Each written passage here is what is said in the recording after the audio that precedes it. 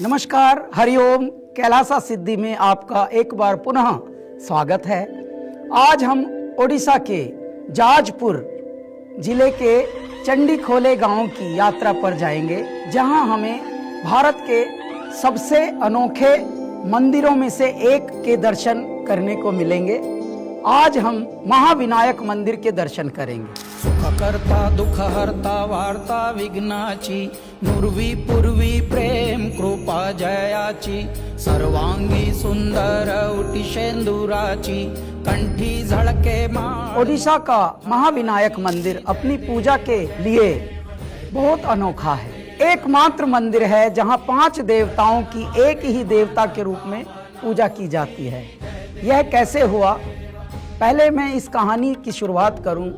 ये एक बात बताता हूं कि जाजपुर उड़ीसा का आज भी वो खंड है जहां भारत में जितने भी मंदिर आज भी बनते हैं, उसमें मंदिर बनाने वाले, मूर्ति बनाने वाले जाजपुर के बहुत सारे शिल्पकार, बहुत सारे वास्तुकार और ऐसे वास्तुविद, ऐसे आध्यात्मविद पाए जाते हैं आज भी। तो जाजपुर में यह एक बहुत ही अनोखा मंदिर है। इसकी प्रारंभ करते हैं आज की कहानी। इसकी कथा की शुरुआत इस प्रकार है कि कामदहन की कहानी से इसका बहुत बड़ा संबंध है। ऐसा कहा जाता है कि जब भगवान शिव ने कामदेव पर क्रोध करके कामदेव को भस्म कर दिया था, तब उनकी पत्नी देवी रति दुख से तड़प रही थी। उसने अपनी मदद, अपनी सहायता के लिए भगवान गणेश की पूजा करने का निर्णय लिया। हालांकि उसे अचंभा तब हुआ जब वह भगवान गणेश से प्रार्थना कर रही थी।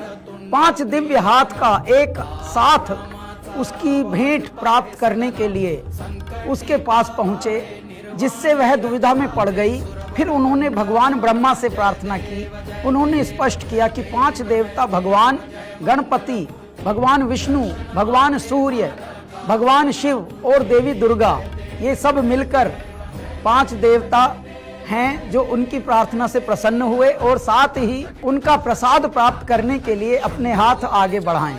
बाद में कामदेव को पुनर्स्थापित किया गया और फिर उस स्थान पर पृथ्वी से एक बड़ा ग्रेनाइट पत्थर निकला, जिसमें सभी देवताओं, 5 देवताओं की दिव्य शक्ति थी। हैरानी की बात यह है कि आज भी हमारे भारत में ग्रेनाइट पत्थरों से ही परमात्मा की मूर्ति अधिकांश बनती है। और यह है कि मंदिर का संबंध महाभारत की कथा से भी है।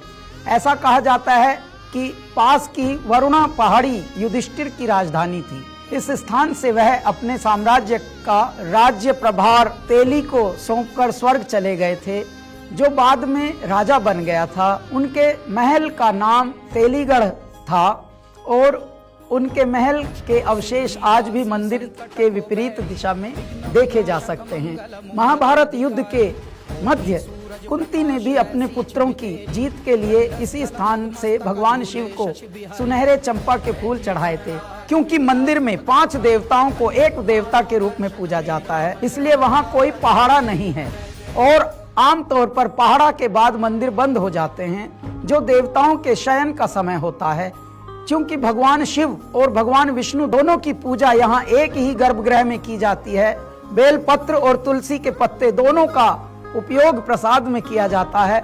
महाविनायक मंदिर भगवान गणेश के सबसे पुराने मंदिरों में से एक है। 5 देवताओं को स्थापित करने की अपनी विशिष्टता के कारण यह मंदिर दुनिया भर के भक्तों के लिए बहुत महत्वपूर्ण स्थान है।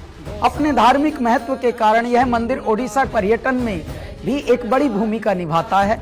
विशेष रूप से भगवान शिव और भगवान गणेश के उपासकों को आकर्षित करता है। इसके अलावा मंदिर के आसपास की घनी जंगली पहाड़ियां इसे दिव्य शांति का वातावरण देती हैं।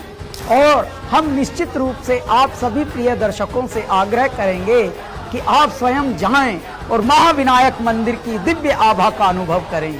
हरिओम, हर हर महादेव।